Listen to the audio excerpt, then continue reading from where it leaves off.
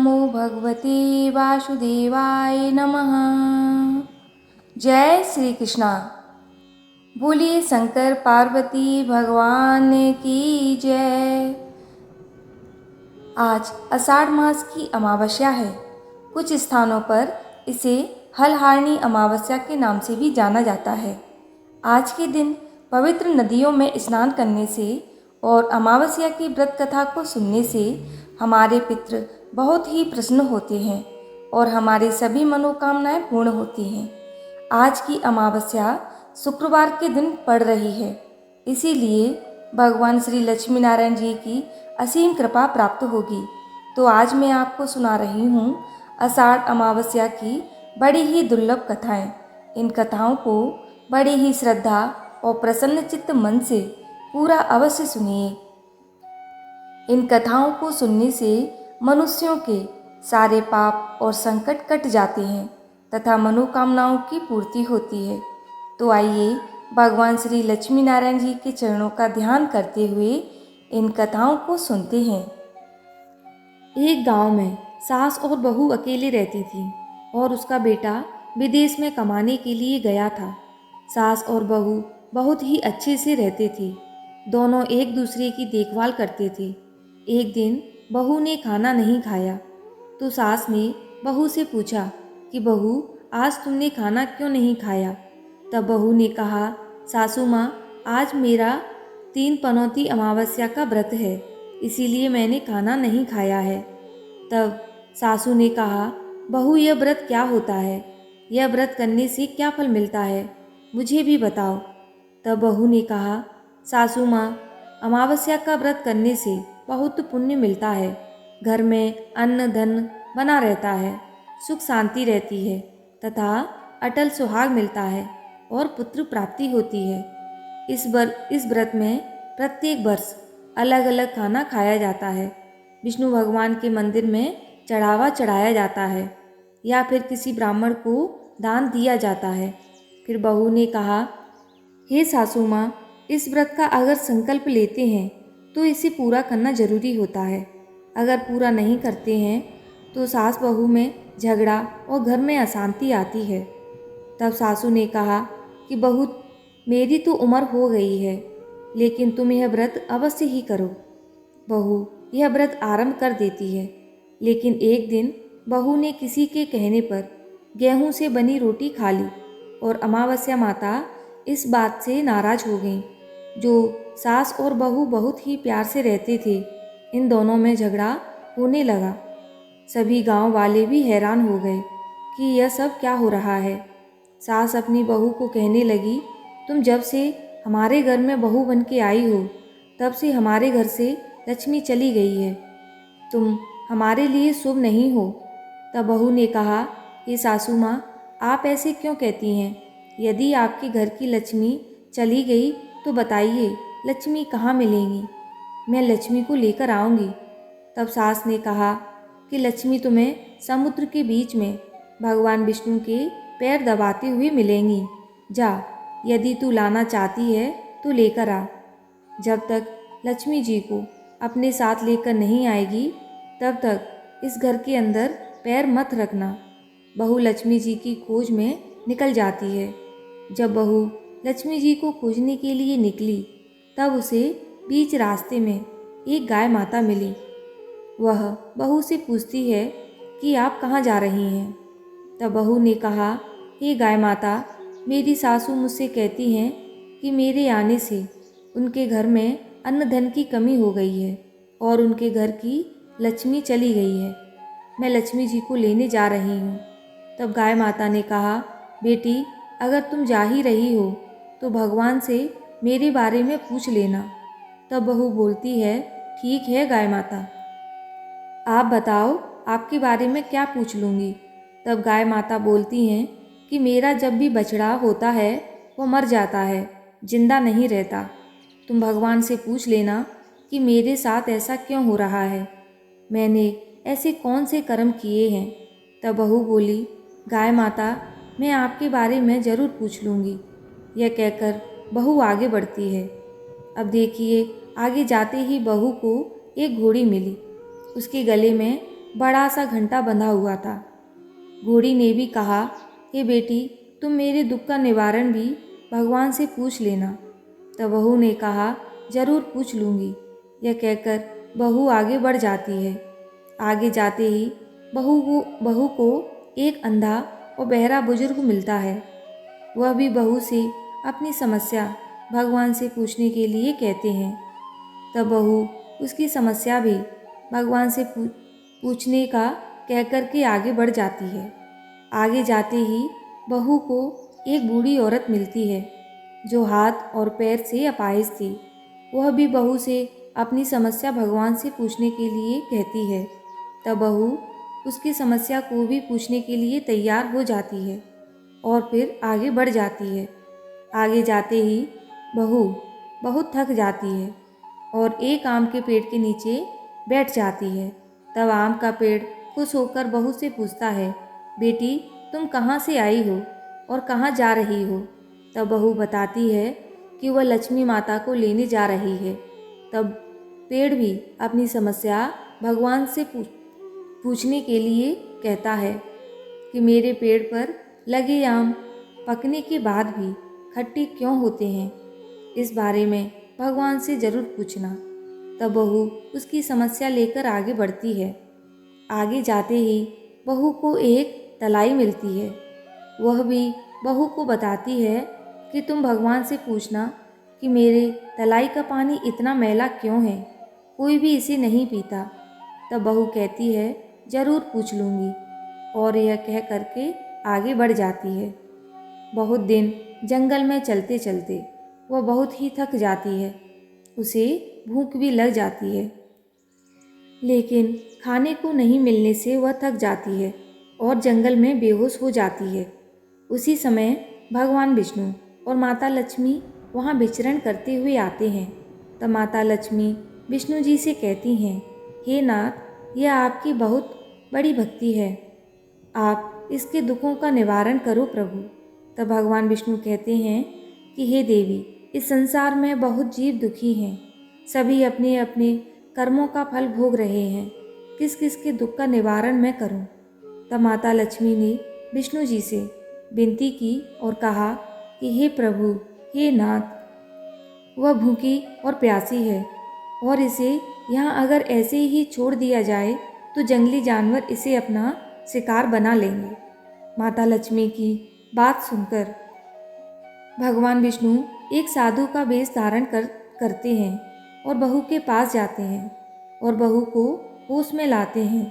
बहू के होश आते ही साधु के भेष में भगवान उससे पूछते हैं कि वह यहाँ क्यों आई है और कहाँ जा रही है। तब बहू पूरी बात बताती है। उसकी बात सुनकर भगवान विष्णु और माता लक्ष्मी प्रकट हो जाते हैं। इसके बाद अमावस्या माता भी प्रकट होती हैं। बहू उनके चरणों में गिरकर वंदना करने लगती है। अमावस्या माता बहू को कहती है कि हे बेटी, तूने मेरे व्रत को खंडित किया है, इसी की सज़ा मिली है तुम्हें, लेकिन अब मैं तुम्हें माफ़ करती हूँ और तुम घर जाओ। तुम्हारा घर अन्न धन से संपन्न हो जाएगा, तुम्हारा घर सुंदर महल में बदल जाएगा, तुम्हारी सभी मनोकामनाएं पूर्ण होंगी। यह सब होने के पश्चात बहू ने रास्ते में जो भी मिला उसके सभी दुखों का निवारण करने के लिए विनती करती हैं। तब भगवान विष्णु बोलते हैं, हे बेटी, गाय ने कभी अपना दूध किसी को नहीं पिलाया, उसी वजह से उसके बछड़े जिंदा नहीं रहते। तुम उसका दूध पी लेना, जिससे उसके बछड़े जिंदा रहने लगेंगे। और घोड़ी पिछले जन्म में आटा पीसने वाली महिला थी।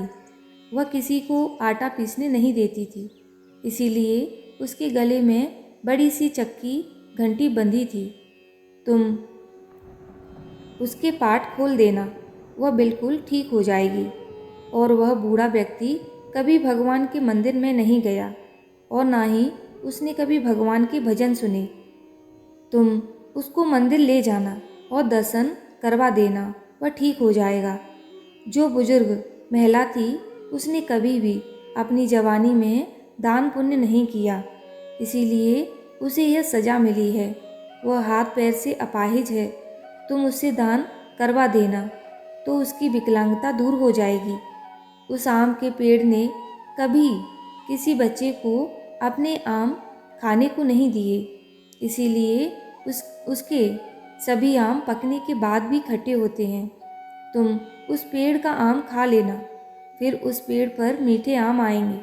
और बात रही तलाई की, तो तलाई का पानी पिछले जन्म में देवरानी जेठानी थी, वह हमेशा झगड़ती रहती थी, इसीलिए उसका पानी मैला है। तुम उसका पानी पी लेना, वह तलाई भी शुद्ध हो जाएगी। बहू ने भगवान विष्णु, माता लक्ष्मी और अमावस्या माता को नमन करके घर जाने के लिए निकली और रास्ते में उसे जो भी मिला उसकी सभी समस्याएं भगवान से कहा और उसी अनुसार दूर भी करते हैं। सभी उसे आशीर्वाद देते हैं। घर जाते ही उसका घर एक सुंदर महल में परिवर्तित हो जाता है तथा घर में अन्न धन भरा मिलता है। अब बहू सास से कहती है, सासू माँ, आपने सच कहा था, मैं आपके लिए शुभ नहीं हूँ। मेरे जाने से ही आपके घर में लक्ष्मी आई है। अब मैं यहाँ नहीं रहूँगी, मैं मरने जा रही हूँ। तब सासू ने कहा, हे बेटी, यह सब तुम्हारे अमावस्या व्रत का ही फल हमें मिला है। तुम यहाँ पर ही रहोगी, कहीं नहीं जाओगी। और सास बहू खुशी खुशी रहने लगे। एक दिन सास का बेटा भी विदेश से लौट आया और घर में यह सब देखा। तब उसकी माँ ने सब बात उसे बताई। यह बात सुनकर वह बेटा भी बहुत प्रसन्न हुआ और वह खुशी खुशी अपना जीवन व्यतीत करने लगे। उनके घर में किसी चीज़ की कोई कमी नहीं थी। कुछ दिनों बाद वह बहू भी माँ बन जाती है और पूरा घर खुशियों से भर जाता है। हे अमावस्या माता, जैसे आपने बहू को धनवान बनाया और उस बहू के माथे से कलंक मिटाया, उसी प्रकार सभी भक्तों को धनवान बनाना, धन संपत्ति देना और सभी व्रती महिलाओं के कलंक को धोना। जय माता लक्ष्मी। ओम नमः शिवाय। आइए अब सुनते हैं अमावस्या की दूसरी कथा। एक गरीब ब्राह्मण का परिवार था। उस परिवार में पति पत्नी तथा उसकी एक पुत्री भी थी। उसकी पुत्री समय के गुजरने के साथ साथ धीरे धीरे बड़ी होने लगी। उस पुत्री में बढ़ती उम्र के साथ सभी स्त्रियों के गुणों का विकास हो रहा था। वह कन्या सुंदर, संस्कारवान एवं गुणवान थी, परंतु गरीब होने के कारण उसका विवाह नहीं हो रहा था। एक दिन उस ब्राह्मण के घर एक साधु महाराज पधारे। साधु उस कन्या के सेवा भाव से अत्यंत ही प्रसन्न हुए। कन्या को लंबी आयु का आशीर्वाद देते हुए साधु ने कहा कि इस कन्या के हाथ में विवाह योग्य रेखा नहीं है और यह भी कहा कि यदि इस कन्या का विवाह किसी प्रकार से हो भी जाता है तो इसका पति विवाह वाले दिन ही मर जाएगा। तब ब्राह्मण दंपति ने साधु से इसका उपाय पूछा कि हे साधु महाराज, कन्या ऐसा क्या करे कि उसके हाथ में विवाह योग बन जाए। साधु महाराज ने कुछ देर विचार करने के पश्चात अपनी अंतर्दृष्टि में ध्यान करके बताया कि कुछ ही दूर पर एक गांव में सोना नाम की एक धोबन महिला अपने बेटे और बहू के साथ रहती है, जो बहुत ही आचार विचार एवं संस्कार संपन्न तथा पति परायण है।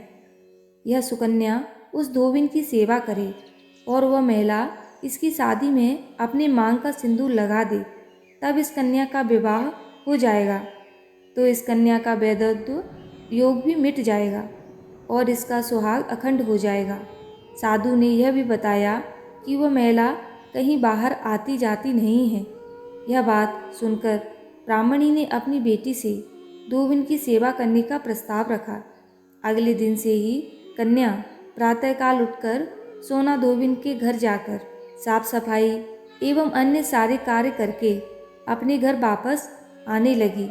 एक दिन सोना धोबन अपनी बहू से पूछती है कि तुम तो सुबह ही उठकर सारे काम कर लेती हो और पता भी नहीं चलता। बहू ने कहा, माँ जी, मैंने तो सोचा कि आप ही सुबह उठकर सारे काम खुद ही खत्म कर लेती हैं। मैं तो देर से उठती हूँ। यह सब जानकर दोनों सास बहू घर की निगरानी करने लगी। कि कौन है जो सुबह ही घर का सारा काम करके चला जाता है। कई दिनों बाद सोना धोबी ने देखा कि एक कन्या मुंह ढकी अंधेरे में घर में आती है और सारे काम करने के बाद चली जाती है। उसी दिन जब वह जाने लगी तो सोना धोबिन उसके पैरों में गिर पड़ी, पूछने लगी कि हे कन्या, तुम कौन हो और इस तरह छुपकर मेरे घर की चाकरी क्यों करती हो। तब कन्या ने साधु द्वारा बताई गई सारी बात बताई। सोना धोबिन तो पति परायण थी, अतः उसमें तेज था। वह तैयार हो गई। सोना धोबिन के पति थोड़ा अस्वस्थ थे। उसने अपनी बहू से अपने लौट आने तक घर पर ही रहने को कहा। सोना धोबन उस कन्या के साथ उसके घर चली गई और उस कन्या का विवाह भी तय किया गया। तब शादी वाला दिन था तो सोना धोबिन ने जैसे ही अपने मांग का सिंदूर उस कन्या के मांग में लगाया, सोना धोबिन का पति मर गया और उस कन्या का सुहाग अखंड हो गया। उस कन्या का विवाह बड़े ही धूमधाम से किया गया। सोना धोबिन को इस बात का पता भी नहीं चला कि उसके पति मर गए हैं। अब कन्या की विदाई होने के बाद वह घर से निराजल ही चली थी, यह सोचकर कि रास्ते में कहीं पीपल का पेड़ मिलेगा तो उसे भभरी देकर और उसकी परिक्रमा देकर जल ग्रहण करेगी। उस दिन अमावस्या थी। ब्राह्मण के घर मिले हुए पकवान की जगह उसने ईंट के टुकड़ों से 108 बार भमरी देकर 108 बार पीपल के पेड़ की परिक्रमा की और इसके बाद जल ग्रहण किया। ऐसा करते ही उसके पति के मृत शरीर में वापस जान आ गई। धोबिन का पति फिर से जीवित हो उठा और धोबिन अपने परिवार के साथ खुशी खुशी रहने लगी। इधर वह कन्या भी सदा सौभाग्यवती होकर आनंद पूर्वक जीवन व्यतीत करने लगी।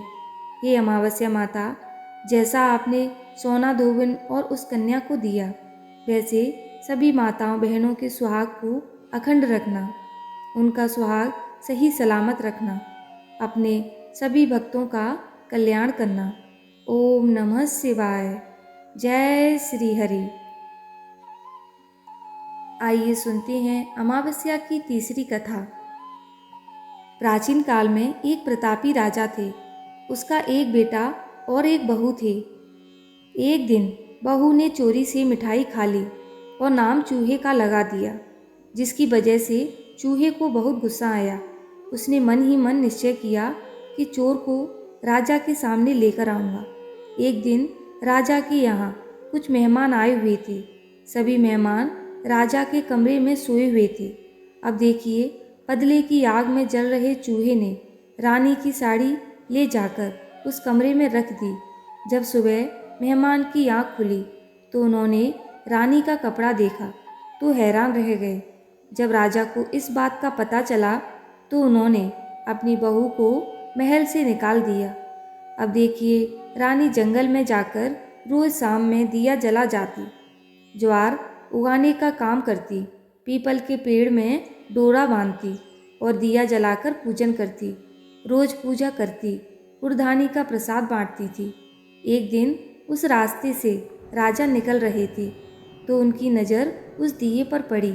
राजमहल लौटकर राजा ने सैनिकों को जंगल में भेजा और कहा कि देखकर आओ वहाँ क्या चमत्कारी चीज़ थी। सैनिक जंगल में उस पीपल के पेड़ के नीचे गए। उन्होंने वहाँ देखा कि दिए आपस में बात कर रहे थे। सभी अपनी अपनी कहानी बता रहे थे। तभी एक शांत से दिए से सभी ने सवाल किया कि हे दिए, तुम भी अपनी कहानी बताओ। दिए ने बताया वह रानी का दिया है। उसने आगे बताया कि रानी की मिठाई चोरी की वजह से रानी ने मिठाई चुराकर खाई थी। इस वजह से रानी डर के मारे चूहे को आरोपी लगा देती है। अब चूहे ने बदला चुकाने के लिए रानी की साड़ी मेहमान के कमरे में रख दी। बेकसूर रानी को सजा मिल गई। यह बातचीत सैनिकों ने महल में जाकर राजा को बताई, जिसके बाद राजा ने रानी को माफ़ कर दिया और उन्हें महल वापस बुला लिया। फिर क्या था, रानी हर साल अमावस्या का व्रत करने लगी और इससे उनका सुहाग भी अखंड हुआ। और उनका धन ऐश्वर्य भी सदैव के लिए बना रहा। हे लक्ष्मी माता, हे पार्वती माँ, शिव जी, जिस प्रकार आपने रानी को दिया उसकी लाज रखी, उसी प्रकार सभी सुहागिनों के ऊपर अपनी कृपा बनाए रखना।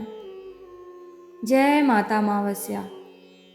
प्रिय भक्तगणों, अब हम श्रवण करेंगे भगवान विष्णु और माता लक्ष्मी की एक बहुत ही सुंदर पावन कथा। तो आप सभी भक्तगण बड़ी ही श्रद्धा और प्रसन्नचित्त मन से इस पावन कथा को श्रवण कीजिए।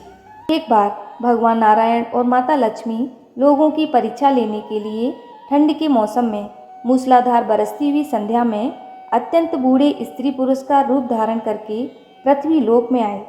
नगर के एक धनी सेठ के द्वार पर जाकर के वो फाटक खटखटाने लगे।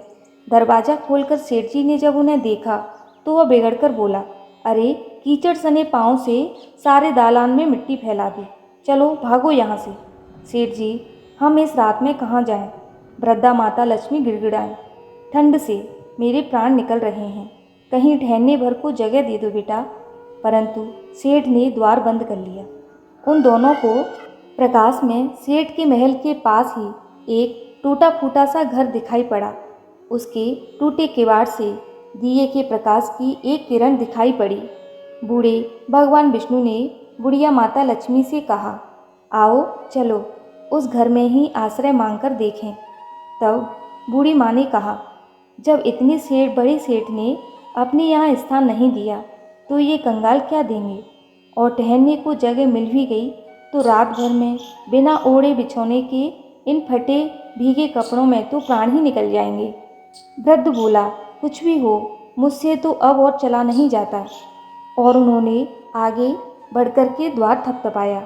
दूसरे ही क्षण हाथ में दिया थामे, मैली फटी साड़ी पहने एक स्त्री ने द्वार खोला। उन दोनों की दशा देखते हुए ही वह करुणा भरे स्वर में बोली, हाय हाय, आप लोग इस अंधेरी रात से कहाँ भटक रहे हैं? आइए आइए, भीतर आ जाइए। उन्हें सहारा देकर वह भीतर ले गई। छोटी सी कोठरी में 2 टूटी फूटी चारपाइयाँ पड़ी थीं। उनमें से एक को खाली करके स्त्री ने उनसे बैठने को कहा। दोनों के कपड़ों से जल चूकर कोठरी गीली हो चली, परंतु उस स्त्री ने उसकी तनिक भी चिंता न करके जल्दी जल्दी अंगीठी में आग सुलगाकर उन्हें तापने को कहा। फिर अर्गनी पर से 2 पुराने परंतु धुले हुए कपड़े लाकर बोली, अरे बाबा, आप लोग अपने भीगे कपड़े उतारकर इन्हें लपेट लो। क्या करूं, मैं बहुत गरीब हूं, इससे इन्हीं 2 कपड़ों में गुजारा करना होगा। आपके कपड़े मैं निचोड़कर फैला दूंगी। उन्हें कपड़े बदलवा कर वह दालान में गई और 2 पीतल की छोटी छोटी थालियों में बथुए का साग तथा बाजरे की रोटियां रख कर के ले आई। माताजी, उसने वृद्धा से कहा, आज मेरे घर में यही भगवान का प्रसाद है। मुझे बहुत दुख है कि न तो घर में घी है, न ही दूध और न ही चीनी। कोई बात नहीं बेटी, हमें तो यह भोजन बड़ा स्वादिष्ट लगा। वे दोनों खाते हुए बोले। थोड़ी देर में उस स्त्री का पति भी आ गया। वह बेचारा भी रोजगार की तलाश में दिन भर घूमकर अब थका मारा लौटा था। पत्नी ने अतिथियों को भोजन खिला देने के बाद चुपके से द्वार पर ही अपने पति को सब बता दिया। सुनकर वह भी बड़ा प्रसन्न हुआ। फिर दोनों ने अपने बिछौने उन दोनों वृद्धों को देकर उन्हें तो खाट पर सुलाया और खुद दोनों एक फटा हुआ टाट ओढ़ करके धरती पर लेट गए। प्रातःकाल ही जब बारिश बंद हो गई तो वे बुजुर्ग जाने लगे। स्त्री ने उन्हें हाथ जोड़कर सूरज निकलने तक रोका। फिर घर में जो कुछ चने पड़े थे उन्हें पीसकर आटा गूंथा, रोटियां बनाईं, उनके लिए बांध दी और बोली, माता, हम निर्धन हैं, इसी से जैसी सेवा करनी चाहिए थी वैसी कर न सकी। आशा है आप हमें क्षमा करेंगे। तब बूढ़ी माता लक्ष्मी ने उत्तर दिया, बेटी, हम गरीबों की जो तूने सेवा की है उसका फल तुझे भगवान देंगे। आज तू जो चीज़ छुएगी वह दिन भर खाली न होगी। वे लोग चले गए तो स्त्री को अपनी बथुए की हांडी को साफ करने की याद आई। रसोई में जाकर उसने हांडी उठाई तो देखकर आश्चर्य से भर उठी। उस हांडी में असरफियाँ भरी हुई थीं। अब जो उसने उसे उलटकर रखा तो वह दोबारा भर गईं। वह उन असरफियों को उठाकर रखती और हांडी में दूसरी भर जाती। दिन भर में उसकी कोठरी असरफियों से भर गई। बस फिर तो उसके पति ने उन असरफियों को बेचकर बढ़िया मकान ले लिया, एक कपड़े की दुकान खोल ली, घोड़ा गाड़ी खरीद ली और वे सुखपूर्वक रहने लगे। उस सेठ को जब यह समाचार मिला कि उसके निर्धन पड़ोसी एक रात में ही अमीर हो गए हैं, तो उसने उस स्त्री तथा उसके पति को बुलाकर कारण पूछा। स्त्री ने सरलतापूर्वक सब कथा सुना दी। अब तो सेठ और सेठानी को रात दिन यही चिंता रहने लगी कि किसी प्रकार वे करामाती बूढ़े बुढ़िया मिल जाएं, तो वे भी घर भर असरफियाँ प्राप्त कर लेंगे। देवता तो लोगों की इच्छा करते ही मनुष्य के हृदय की बात जान लेते हैं। एक रात जब बहुत जोरों की बारिश हो रही थी और ओले भी पड़ रहे थे, तब वही बूढ़े और बुढ़िया उसी सेठ के द्वार पर पहुँचे। द्वार पर खटखट सुनते ही सेठ ने बिजली के प्रकाश में से झांक करके उन्हें पहचान लिया और जल्दी जल्दी सेठानी को उन्हें लेने भेजा। बिजली बुझाकर एक दिया हाथ में लेकर सेठानी बाहर आई और झूठी ममता दिखाकर बोली, हाय हाय बाबा, तुम कहाँ भटक रहे हो? आओ अंदर आ जाओ। फिर घर की सबसे टूटी चारपाई पर उन्हें बैठा दिया। घर में अनेकों गर्म वस्त्र होते हुए भी वह उनके लिए 2 फटे पुराने वस्त्र ले आई और बोली, बाबा, घर में इस समय यही उपस्थित है। फिर उनसे बिना पूछे ही घर की सबसे घिसी पुरानी थालियों में बथुए का साग तथा बाजरे की रोटी भी ले आई। ओढ़ने को 2 फटे कंबल भी कहीं से मांग कर दिए। फिर सेठ सेठानी उसी कमरे में गद्दे बिछा कर के धरती पर लेट गए। सवेरे अंधेरे ही जब दोनों बुजुर्ग जाने लगे तो सेठानी ने चना पीसकर रोटी बनाई और उनके लिए बांध दी और बोली, माता, हम बड़े दरिद्र हैं, आपकी सेवा न कर सके। आशा है आप हमें क्षमा करेंगी। तब बूढ़ी माँ ने कहा, बेटी, जैसी सेवा तूने की है उसका फल तुम्हें भगवान देगा। हाँ, आज तू जिस काम को हाथ में लेगी वह दिन भर समाप्त न होगा। उन लोगों के जाते ही सेठ सेठानी में झगड़ा हो गया। सेठ चाहता था कि बथुए की हांडी मैं खोलूं और सेठानी चाहती थी कि मैं खोलूं। अंत में दोनों ने एक साथ हांडी पकड़ी। इस झीना झपटी में हांडी टूट गई और कमरे में बथुआ ही बथुआ बिखर गया। सेठानी झाड़ू लेकर कमरा धोने लगी। जब वह कमरा साफ करती, कमरे में तुरंत ही बहुत सारा बथुआ फिर से बिखर जाता। सुबह से संध्या तक उसे कमरा साफ करना पड़ा।